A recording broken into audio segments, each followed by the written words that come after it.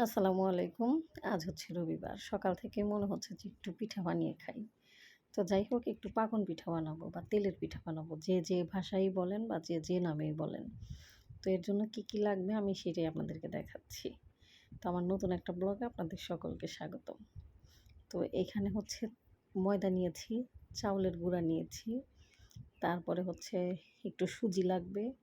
সুজিটা নেব। মানে সুজি দিলে হয় কি একদম সুন্দর একটা মানে সফট হয়। শক্ত থাকে না। তো আমি আবার একটু বেকিং পাউডার দেব। বেকিং সোডা না কিন্তু এটা হচ্ছে বেকিং পাউডার। আমি এইটা দেব আর হচ্ছে একটু দুধ দেব। যেহেতু কোটার দুধ আছে তো ওইটাই আমি একটু পানি দিয়ে কোটার দুধটা দিয়ে দেবো। একটু লবণ দেব পরিমাণ মতো। দিয়ে একটু পানি দেব। যদি পারেন পানিটা একটু হালকা গরম করে নেবেন। একটু হালকা গরম করে নিলে ভালো হয়। আর চিনিটা তো অবশ্যই। চিনি আপনারা যে যার মতো দিতে পারেন। চিনিটা আমরা একটু কম দেব। যেহেতু দুধ, এই দুধের মধ্যে একটু মিষ্টি দুধ। এর জন্য একটু চিনিটা কম দিয়েছি। আর এর আগে একদিন বানাইছিলাম ওটা আমি চিনি দিইনি। কারণ ওই যে দুধের মধ্যে চিনি থাকে মিষ্টি হয়। তো আজকে ভাবলাম যে একটু চিনি দিই। তো যাই হোক এটাই দিয়ে নিচ্ছি। আমি একটু গরম পানি দিয়ে নিয়েছি। মানে দুধের মধ্যে একটু গরম পানি দিয়েছি।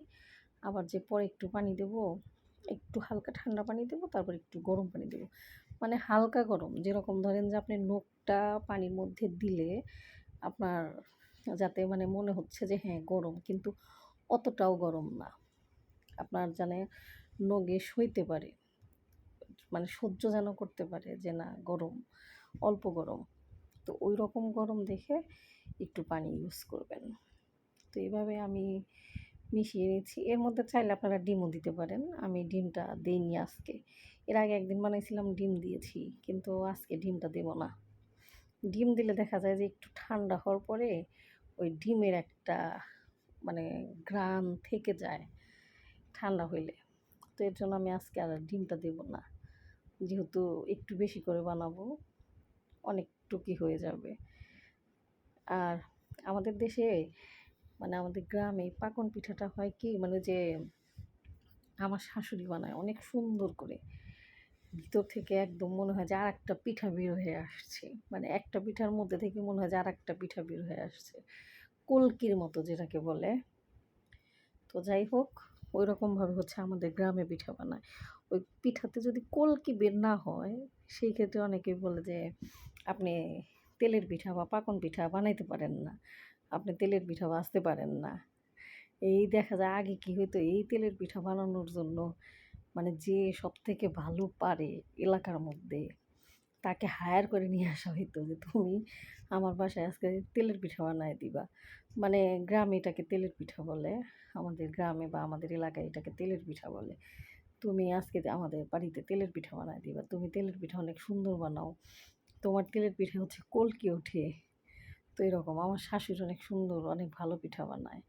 আমার শাশুড়িকে অনেকেই বলে যে আম্মা বা খালাম্মা বা চাচি আপনি একটু আমার বাসায় এসে বা আমার বাড়িতে যায় একটু তেলে পিঠা বানা দিবেন। আপনি কত সুন্দর করে তেলে পিঠা বানান।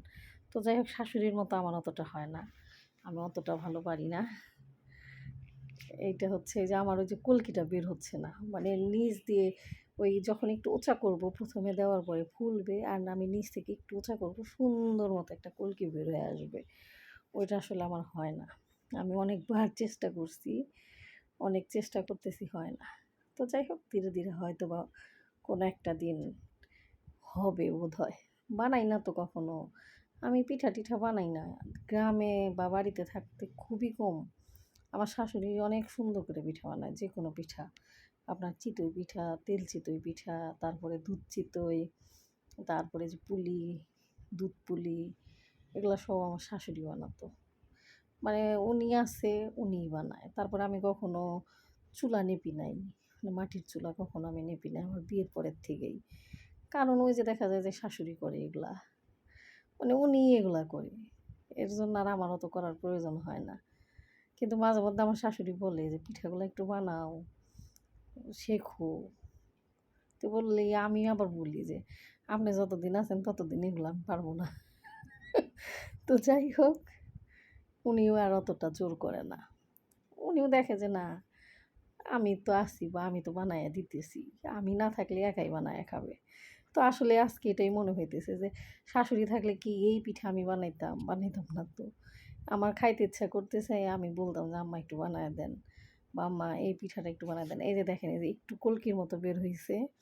মানে এটা আরো বড় হয় আমার শাশুড়ির। মানে দেখতে খুবই সুন্দর দেখা যায়। তো যাই হোক, আজকে মনে হইতেছে যে না শাশুড়ি থাকলে বানায় দিত।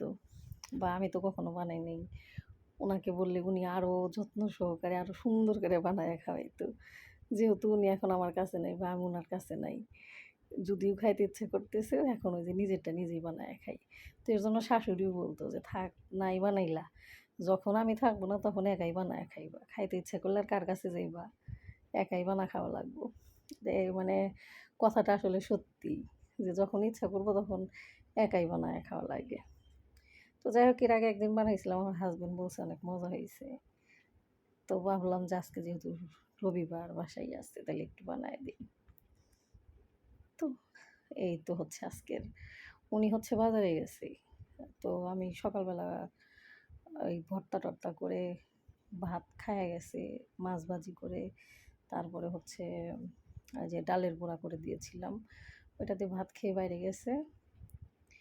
আর হচ্ছে আমি এইগুলা এদিকে বানাইতেছি। আস্তে, আস্তে আমার এটা বানানো হয়ে যাবে। তারপরে হচ্ছে আবার রান্না করতে নেব। তরকারি কী নিয়ে আসবে না বাজার থেকে, যাই নিয়ে আসুক রান্না করা লাগবে। তো এই তো হচ্ছে আমার পিঠার রেসিপি। আর কয়েকটা হচ্ছে পুলি পিঠা বানাবো। পুলি পিঠার এটা আমি অন্য একটা সময় দিয়ে দেবনে। আসলে আমার এডিট করার সময় নাই। আমি এডিট করতে পারি নাই। ওইটাও দিয়ে দেব। একটু নারকেলের নাড়ু ছিল, তো ওইটা দিয়ে বানিয়ে দিয়েছি। তো এই তো ফাইনাল লুক দেখতে কেমন হয়েছে। আর এরকম আমার মতো হঠাৎ, হঠাৎ পিঠা খাইতে ইচ্ছা করে কার, কার জানাবেন। আর যদি ভালো লাগে অবশ্যই লাইক, কমেন্ট, শেয়ার করে দেবেন। তো ঠিক আছে আজকের মতো এই পর্যন্তই। আল্লাহ হাফেজ। আসসালামু আলাইকুম।